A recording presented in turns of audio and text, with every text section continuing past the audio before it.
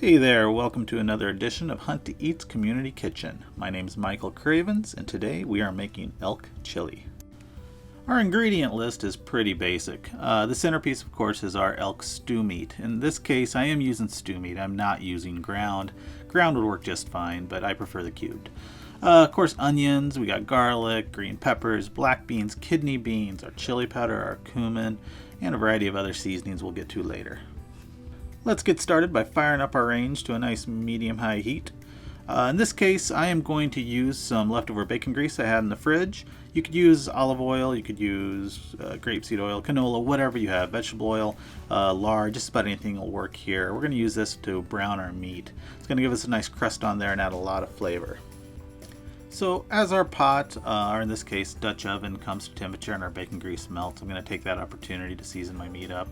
I'm just going to give it a liberal apply of salt.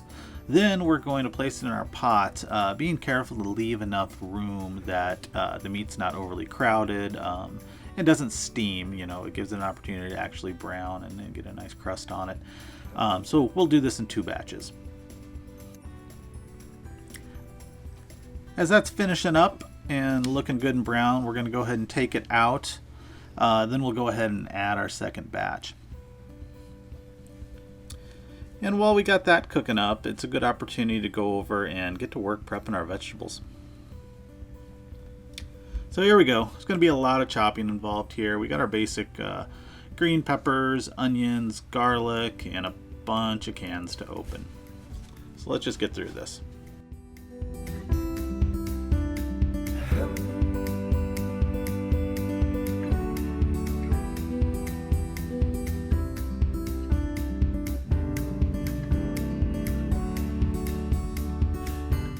Alright, that's hard work, so let's take a break. First off, every kitchen in the nation should have one of these. If not, pick yourself one up at hunttoeat.com. Also, New Belgian Brewery supports public lands, so you can feel good about drinking this beer. Further, pro tip, pour your beer hard, do it in stages, it will taste better and drink smoother. Now let's get back to work.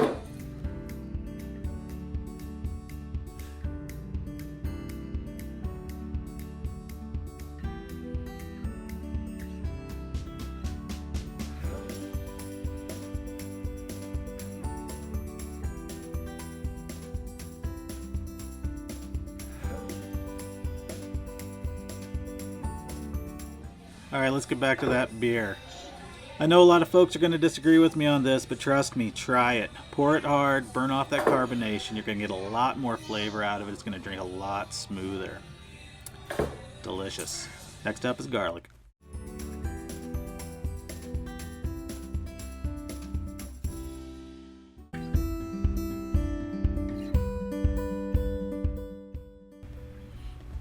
So this was a last minute decision. Throw some mushrooms in. I love mushrooms in chili. I love them in stew. I put them in a lot of things. Maybe not traditional, but I think they're wonderful in there. So we're going to put some mushrooms in as well. Alright, so that's it for our vegetables. Everything is chopped, prepped, and ready to go. All we have to do is open our cans and get those ready.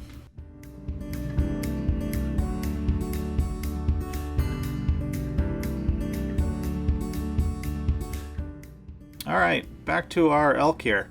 We're going to take these last little bits of brown venison out, and then what we have left is going to be some hot oil with some beautiful fond in the bottom of the pot. I'm going to use a stock that was just in the fridge that I used previously on a roast, and I'm only going to use a little bit. And the point of this is to melt down, turn to liquid, and we're going to scrape up all those bits of goodness out of the bottom of that pot. You can use anything you want for this. You can use chicken stock, beef broth, you can use water. Doesn't really matter. The point is just to get all that good stuff up. And next we're going to add tomato paste, about a half a cup in this case. We're going to plop it down right in the center, and then we're going to spread it out and let it caramelize.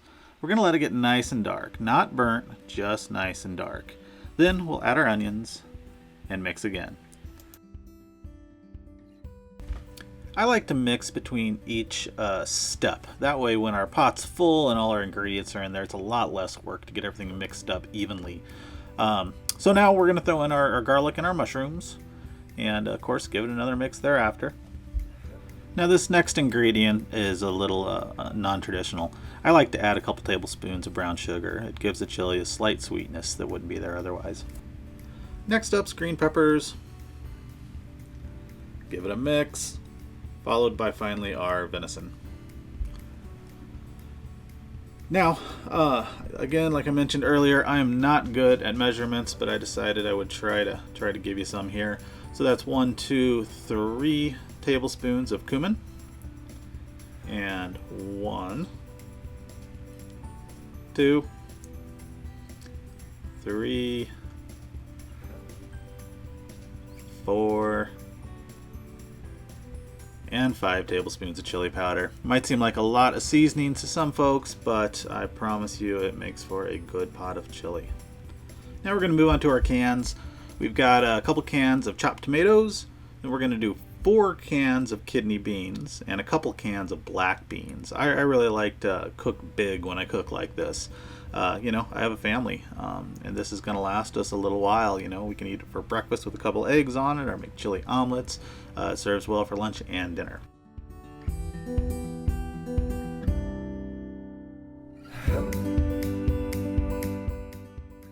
Alright, now that we got our beans dumped in our pot, we're going to add a couple tablespoons of oregano.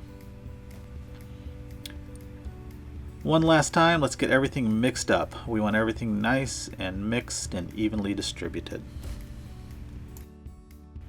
Once everything's mixed up thoroughly, it's finally time to start cooking. So we're going to put our lid back on, we're going to set our range down to low, and we're going to let this go for about 2 hours. So here we are, 2 hours later. Not exactly done. I like to let things cook down pretty thoroughly, but I'm going to take this opportunity to give it a stir, add some salt.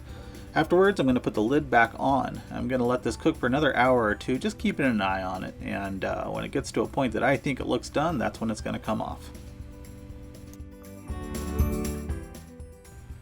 So here we are, about an hour and a half later. Total cook time of maybe 3.5 hours. And in my opinion, we are done. Of course, this is one of those foods that literally tends to get better as it sets in the refrigerator and the flavors meld. But it's delicious as it is now. It's going to be delicious tomorrow.